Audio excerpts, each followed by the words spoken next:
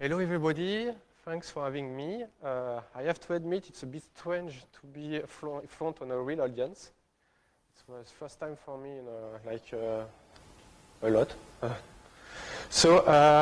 We'll speak about fuzzing, especially kernel fuzzing, but before the mandatory slide about myself. So my name is Damien Omet. I'm working at Quarks Lab as a security engineer, and my main topic of interest are hypervisor and kernel, especially vulnerability research in this component. So a bit of a disclaimer first. So this talk is about is to give you hints of what you can expect if you want to do this kind of fuzzing. So the short version, it will work. The most longer version is you need to do some preparation first in order to have a successful operation. So also, I'm a developer of FreeOne. I published it several months ago. So it's a tool I will use during the demonstration to do this kind of fuzzing. It's not the only tool you can use, but obviously it's a tool I will use. So first, what is this thing called snapshot-based fuzzing? It's not a new thing per se. The use case for that is when you need to do some kernel fuzzing. For example, you have a function, you do some vulnerability research, you find a function.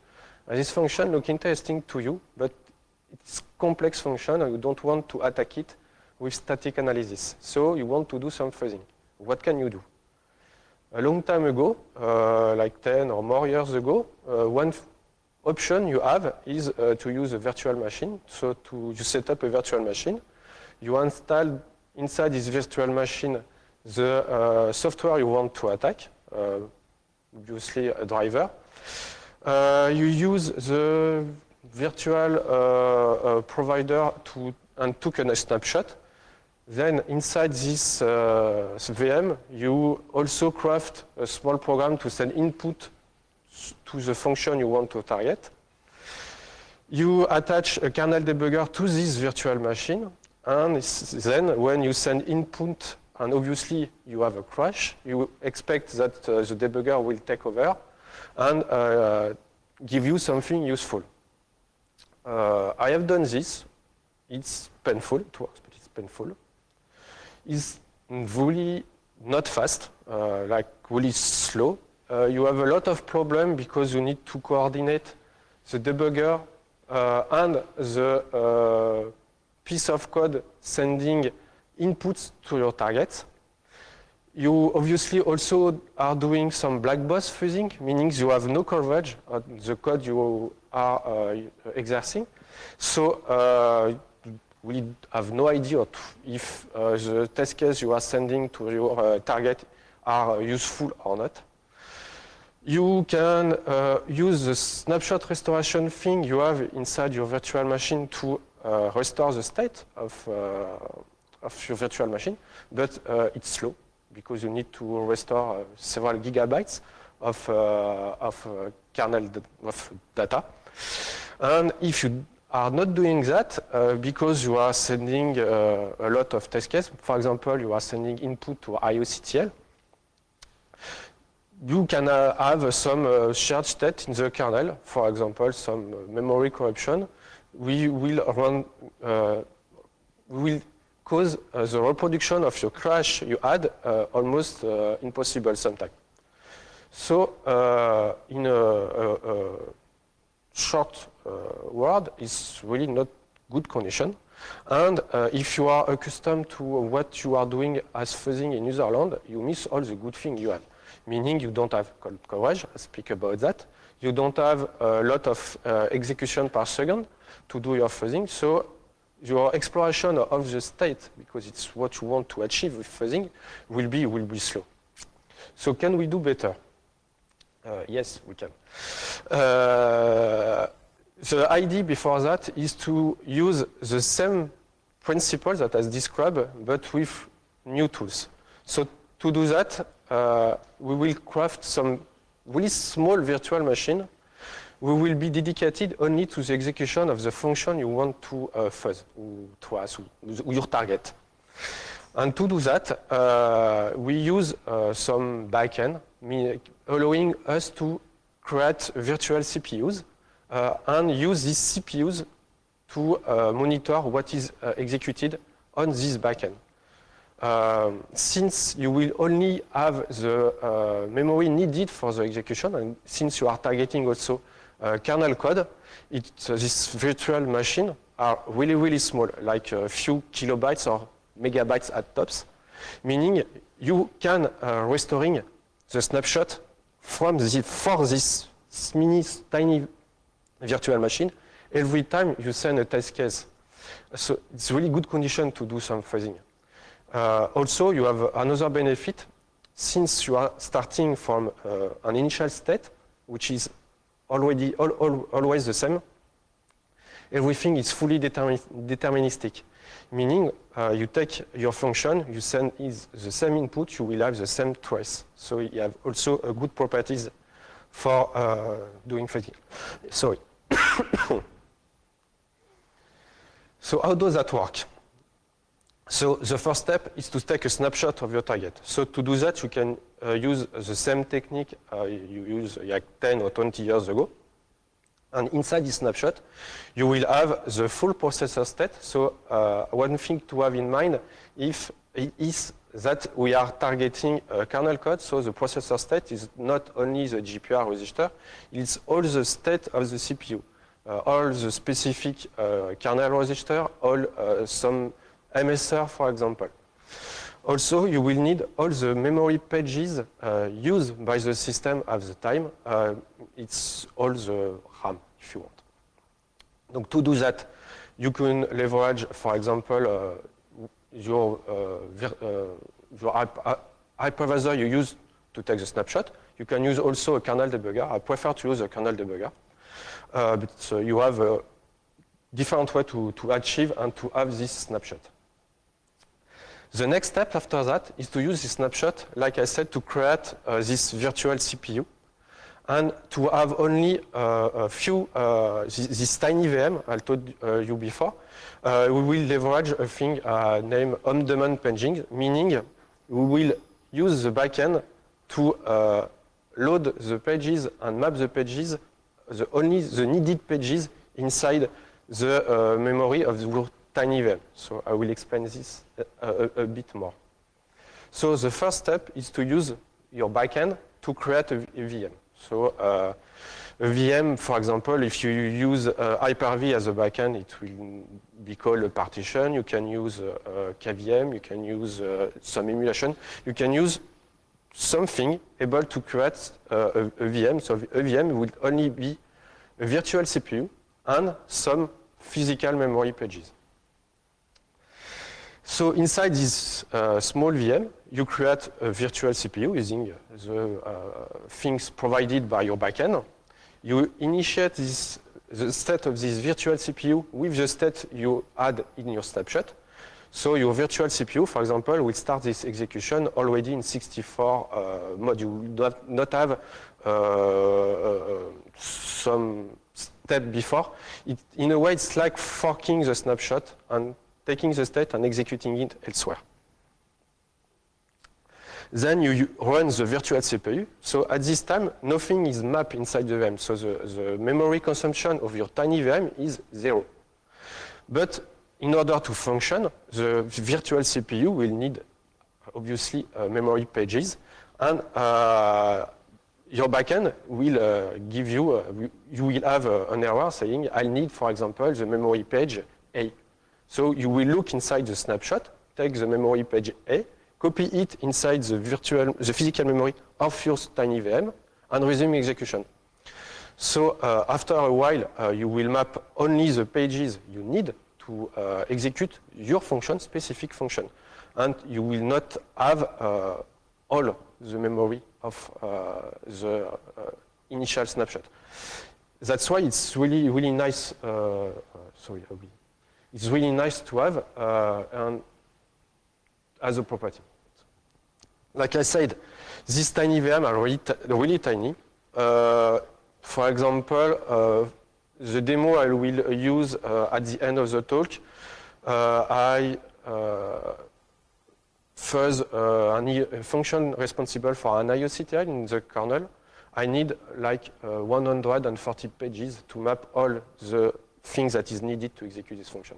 So it's like a few kilobytes.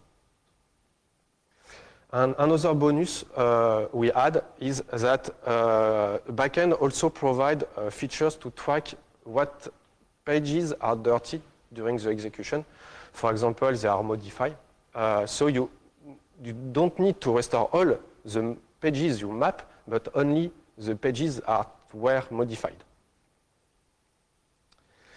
So it seems it's simple enough. So where is the catch?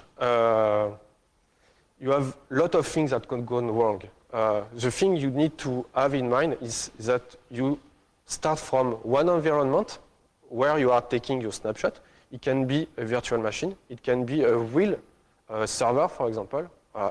The only thing you need to extract for this environment is a processor state and the physical memory. And you will use it in another environment, this time which is virtualized. And this small VM has for no hardware support because it's only one CPU, a virtual CPU, and some physical memory. Also, for those who already try to, for example, take a snapshot made on a CPU, AMD CPU, and try to run it on an Intel CPU, you know it's not working. You will have the same problem here, meaning if your virtual CPU doesn't have the same feature at your snapshot CPU, obviously it will not work. Other things that can go wrong is if your snapshot is not complete, meaning you don't have all the physical pages. For example, maybe some pages are in the swap. Some pages are used for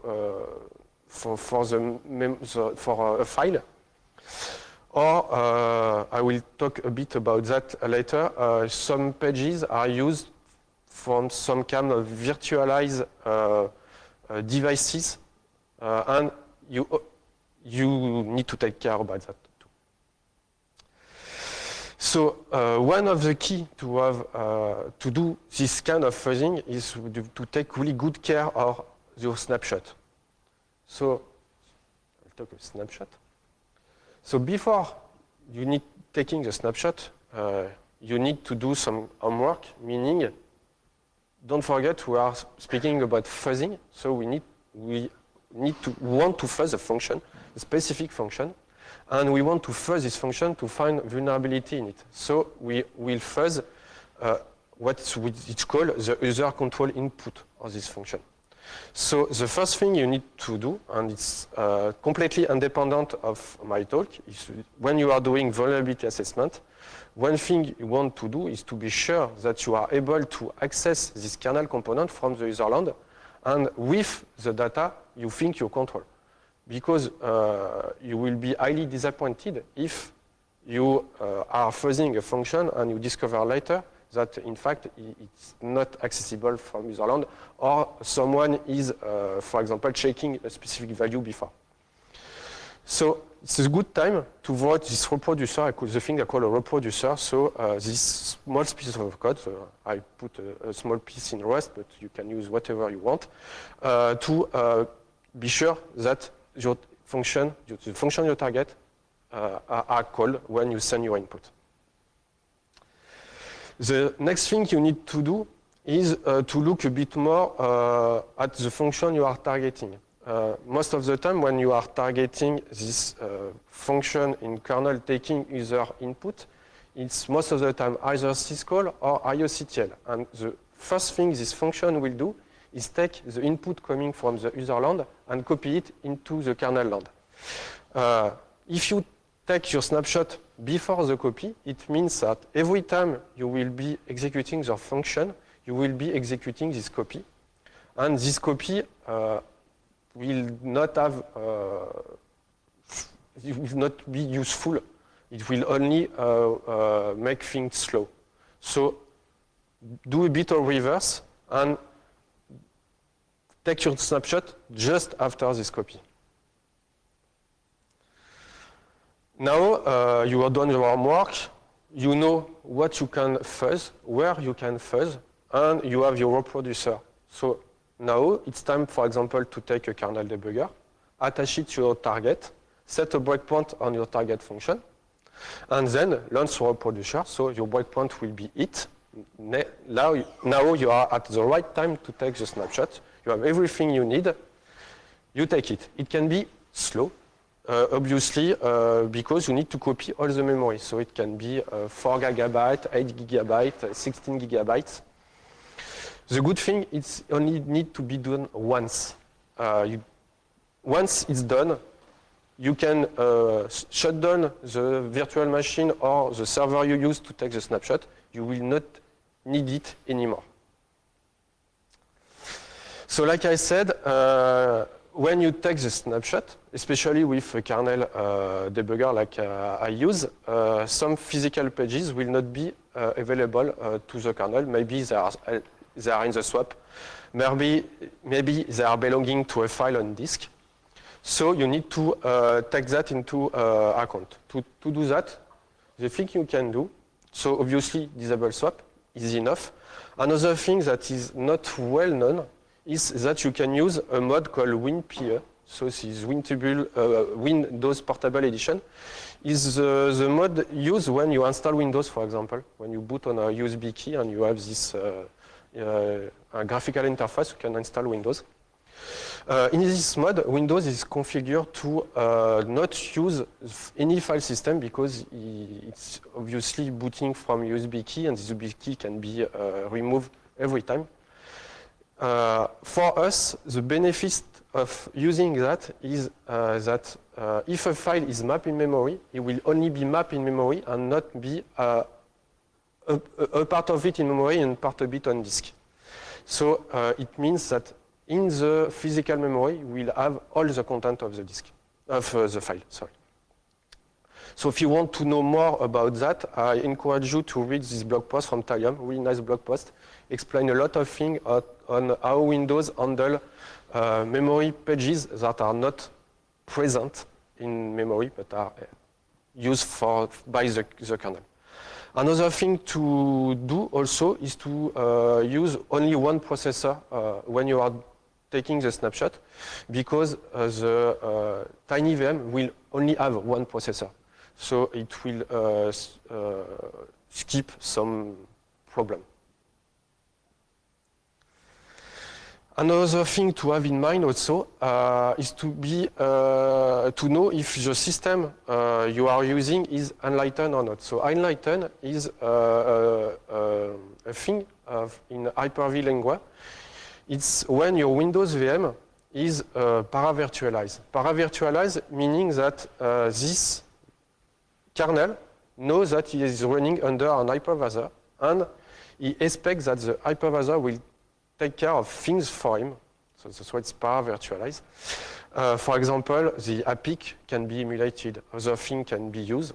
And Hyper-V uses this kind of para-virtualization for the Windows VM, and KVM can be configured also to have this para-virtualization.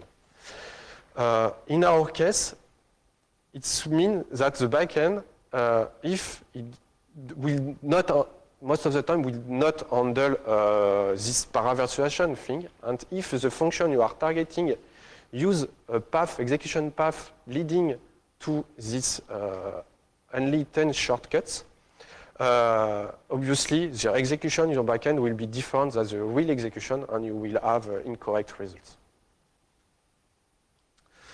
So now we have a first snapshot. It's time to do something with it. So I speak since the beginning about backend. So what is this backend? So I will talk about this backend. So you have a lot of backend. So the obvious one is the one using hardware virtualization. So you can use Windows Hypervisor Virtual Platform, WHVP. You can use KVM also. One is for Windows, one is for Linux. You could use emulation with Box. It's really nice. You can do exotic thing. So the thing I do as POC, I don't encourage you to do that yet. So it works because Triton is able to have this concept of virtual CPU and to execute in a way instruction on this virtual CPU. And you can do also some really exotic stuff, like combining this hardware virtualization with a DBI, meaning that the code you will be executing in your tiny VM will be JITed by the DBI to have, for example, to have better code coverage in virtualization backend. So WHVP stands for Windows Hypervisor Virtual Platform. So it's an API provided by Microsoft for every Windows since, to remember, 4 years ago. It's a userland API. So with some userland code, you can create this partition, so it's VM in Hyper-V. You can set up a processor and it map memory, do whatever you want with it. The API is nice. It's fast if you don't have any VM exit. VM exit is when you are using virtualization, hardware virtualization, and when the code you are executing inside this hardware virtualization need to call to the hypervisor, either because you are executing some specific instruction or because you have some things happening, for example, an exception or this kind of thing. So if you are not, your code you are executing is not using any VM exit, it's really fast because it's almost bare metal speed. On the bad side, it's obviously only run on Windows. Like I said, if you are using VM exit a lot, it will be slow, really slow. And the coverage it will be limited because to do coverage in this hardware virtualization, you need to, for example, put a breakpoint or use a single-step mode. And all these things to gather the coverage will need exception to function. And exception will cause VM exit, so it will be slow. So KVM is almost the same thing as WHVP, but it's for Linux. The API is also really nice.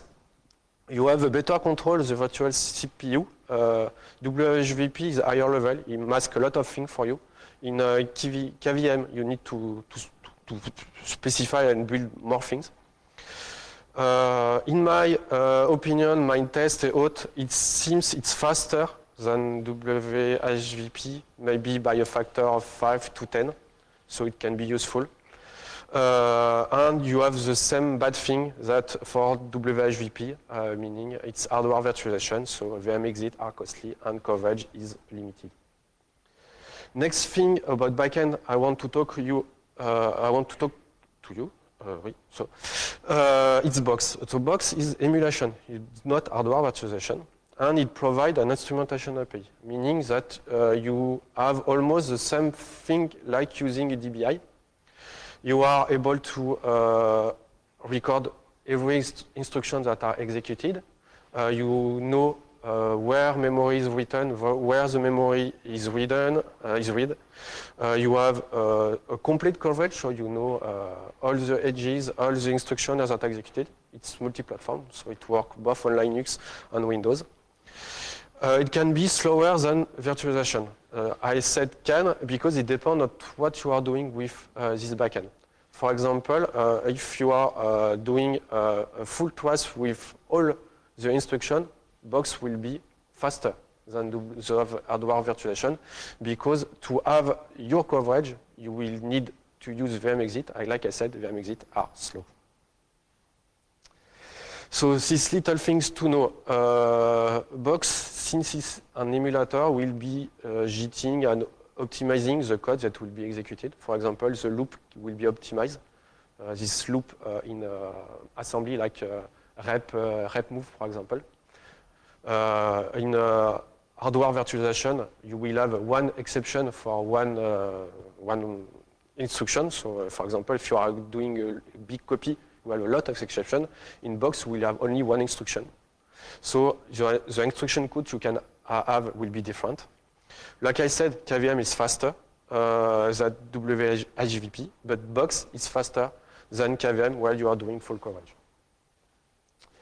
So after this backend, the main topic of my talk is fuzzing, so it's time to talk about fuzzing.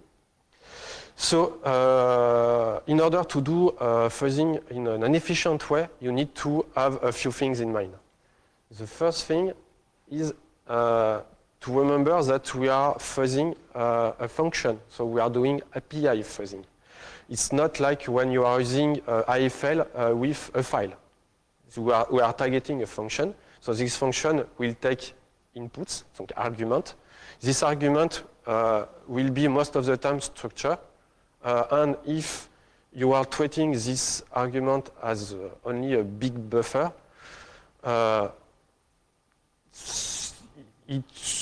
most of the time your fuzzing will not be effective because you will not explore all the state of the program efficiently.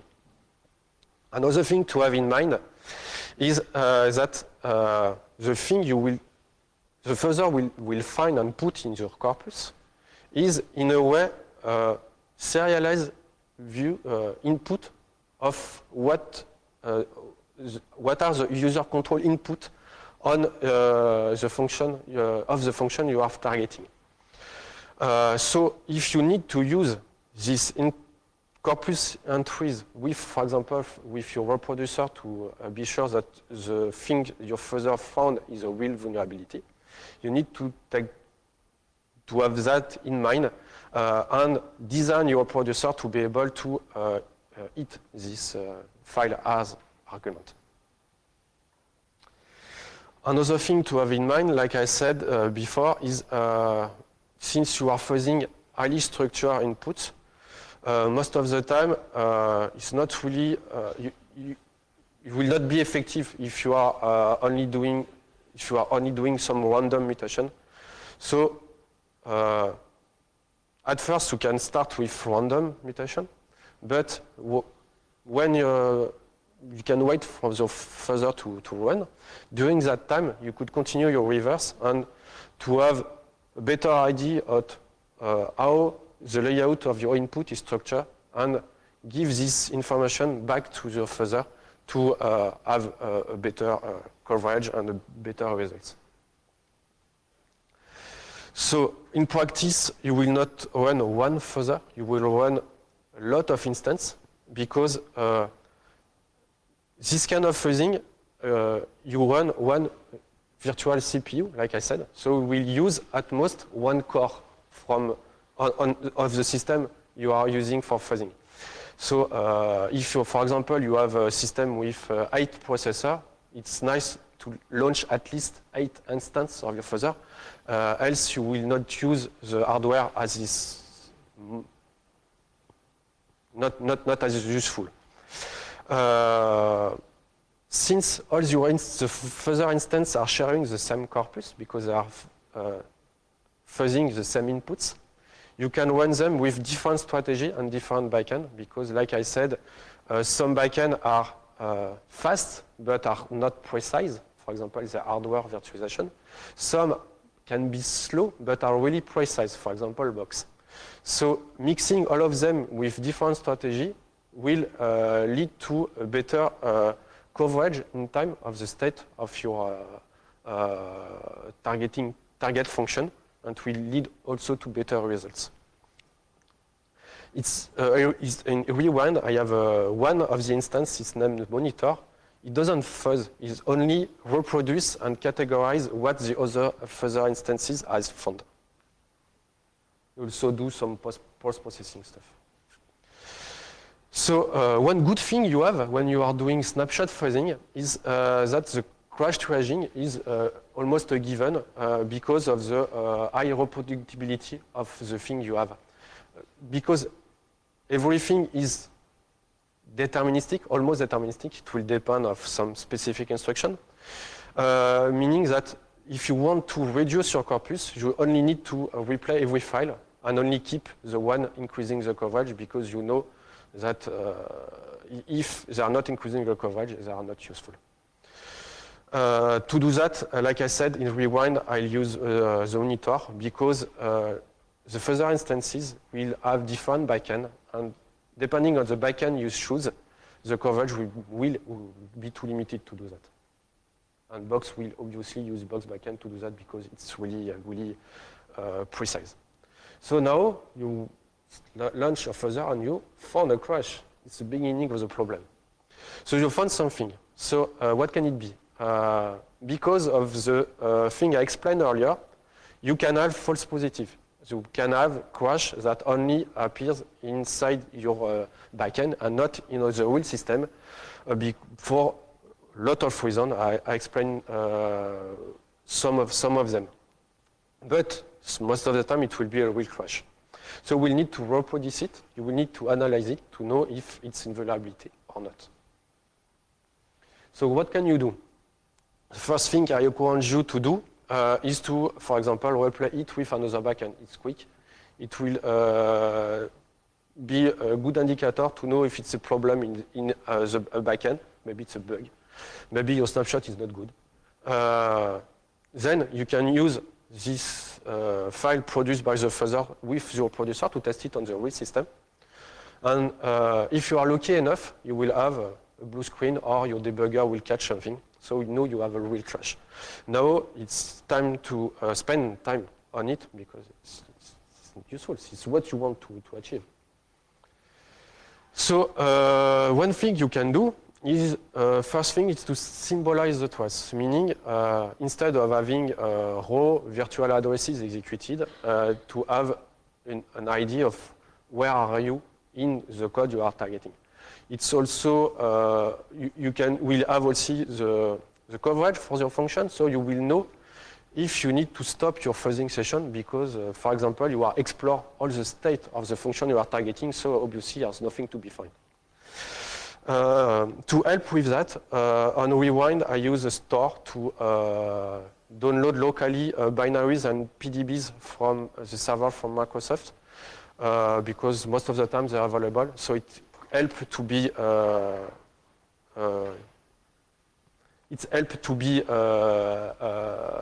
have everything at disposal.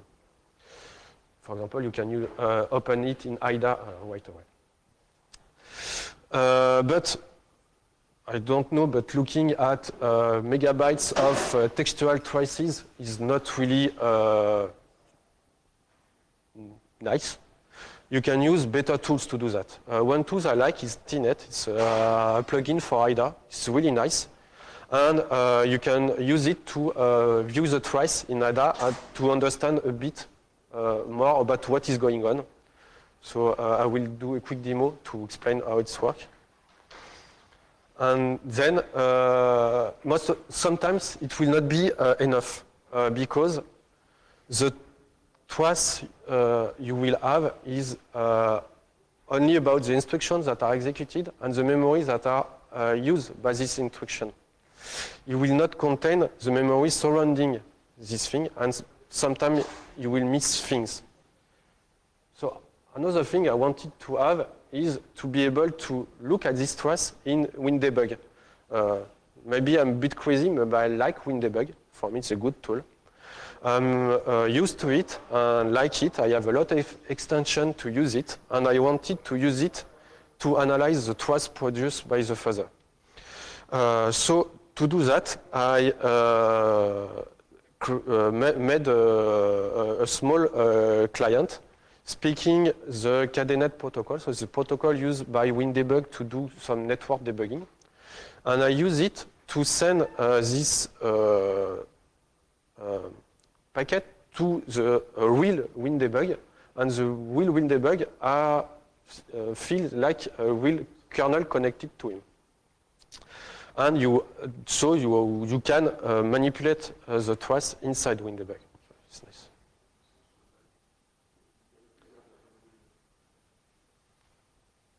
Okay. Demo, yes. Quick demo, really quick, because I think I'm really late. No? Good? Okay. So a quick demo at what you can do once your fuzzer finds something. So to do that, I use the vulnerability vulnerability is CNG, so it's the driver doing crypto stuff in kernel. And it was famous last year because heap overflow, really classic heap overflow was present in it. So the bug is you can use IOCTL to communicate with this driver. And in one of the IOCTL and the data of the IOCTL, you have a length. And this length is truncated to 6 bits when you are doing an allocation. And during the copy, it will use the full value, not the truncated one. So you will have a classical heap overflow. It's a thing that happens once every 10 years. I don't know how they miss that. But it's really nice as a test bed for further. So, a demo. I told you before about this monitor, so I will show you a bit what it looks like. So it will be the starting point of our thing. So your fuzzer run, and you have this monitor, and there so obviously no fuzzer are running now, but they reported things. For example, they found like 39 files leading to different coverage, and one of them is a crash. So you want to know to analyze and to know what happened. So one of the first thing you can do is to do a trace with this input and to convert it in the Telnet format to use it into IDA, like I said. And I will need you to trust me because I don't have time to explain exactly how you can find it. But if you didn't use Telnet, the red part is the thing before in the trace, the green part is where you are in the trace, and the blue part is what will happen after. And you can use this scroll bar to navigate in the trace. So if you look closely on the value of the register, you will see that the RDX and RBP are with 2 AAB in hexadecimal. And this value will be used as to do this allocation that you have here, this quick alloc. And you will have this truncation, and you will see. I went too fast. I need a wheels mouse.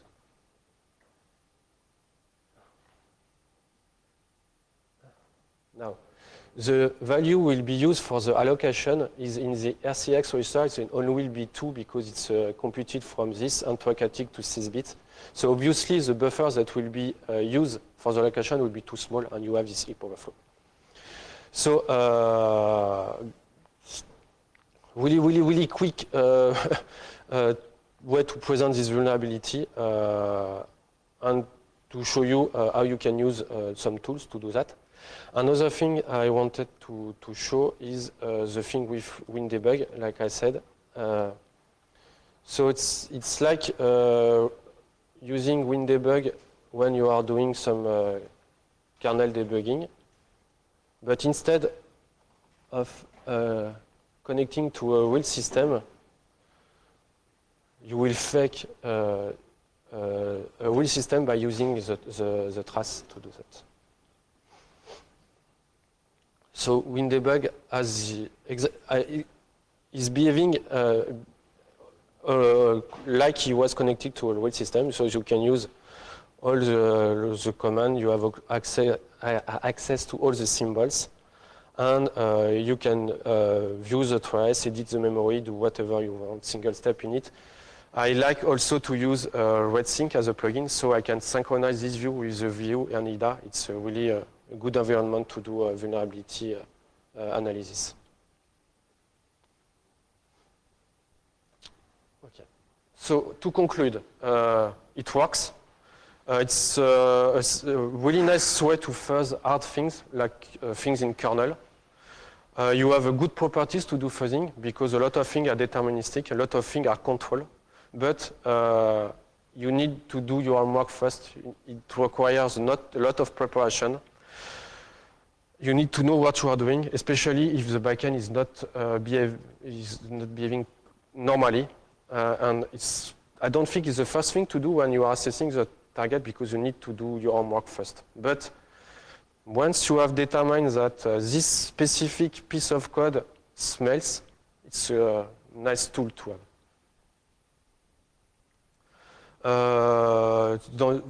The thing I will do next, I think, maybe, it's integrate more the POC with Triton and the same thing with QBDI. That's all for me. If you have any question, I hope I didn't take too much time. Thank you for your talk. And so